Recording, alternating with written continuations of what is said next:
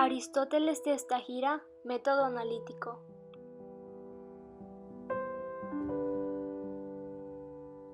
El método analítico es aquel método de investigación que consiste en la desmembración de un todo, descomponiéndolo en sus partes o elementos para observar las causas, la naturaleza y los efectos. El análisis es la observación y examen de un hecho en particular. Este método nos permite conocer más del objeto de estudio, con lo cual se puede explicar, hacer analogías, comprender mejor su comportamiento y establecer nuevas teorías.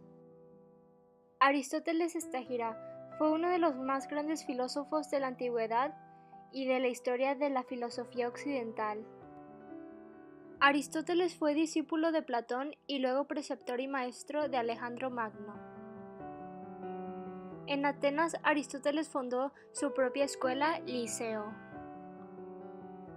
Primeros Analíticos es uno de los textos más importantes no solo de Aristóteles, sino también de la propia lógica, ya que en ese texto presenta el filósofo su teoría del silogismo. El texto se ocupa del análisis de los argumentos según sus formas, es decir, según las varias figuras y modos de silogismo.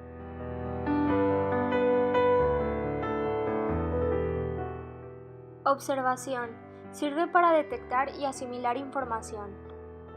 Descripción. Sirve para definir algo dando una idea general de lo que ya se ha observado. Examen teórico. Es el proceso de ver objetivamente lo que se está analizando, aportando propuestas lógicas con el propósito de conseguir un resultado. Descomposición del fenómeno.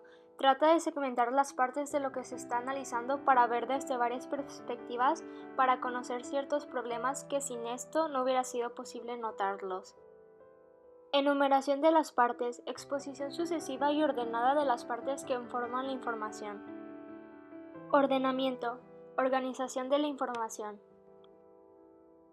Clasificación, consiste en la separación real de los elementos componentes de un todo.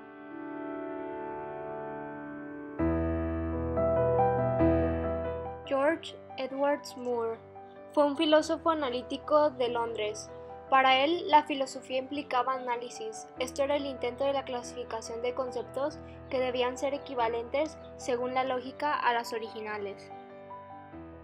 La atención diligente de Moore hacia el análisis conceptual como un medio de conseguir claridad le situó como uno de los fundadores del énfasis contemporáneo analítico y lingüístico en la filosofía. La obra más famosa de Moore, Principia Ética, se relaciona con su afirmación de que el concepto de lo bueno se refiere a una cualidad sencilla, indefinible e imposible de analizar respecto a las cosas y situaciones concretas. Ludwig Wittgenstein fue un filósofo austriaco más tarde nacionalizado como británico, el cual escribió Tractatus. La tesis fundamental del Tractatus es esta estrecha vinculación estructural entre lenguaje y mundo, hasta tal punto que los límites de mi lenguaje son los límites de mi mundo. En efecto, aquello que comparten el mundo, el lenguaje y el pensamiento es la forma lógica gracias a la cual podemos hacer figuras del mundo para describirlo. Bertrand Russell es reconocido como uno de los fundadores de la filosofía analítica.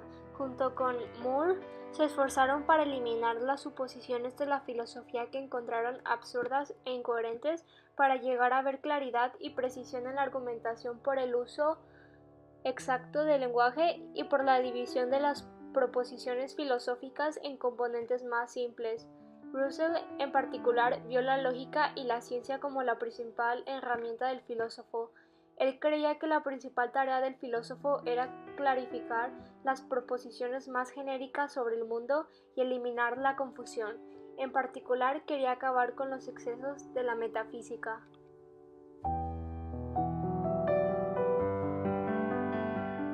Cuando se desea conocer si una parte del cuerpo humano tiene alguna infección, es necesario descomponer el todo. Y luego de descomponer sus partes es posible conocer si existe alguna enfermedad. Cuando se desea estudiar algún fenómeno social, como la manera en que las personas se relacionan a través de las redes sociales, es necesario establecer los elementos que se tomarán en cuenta y estudiarlos de manera separada para finalmente poder unir de nuevo todo y dar una conclusión satisfactoria en cuanto al tema en cuestión. Para estudiar cómo se comporta el organismo humano en general, es necesario dividirlo en diversos sistemas.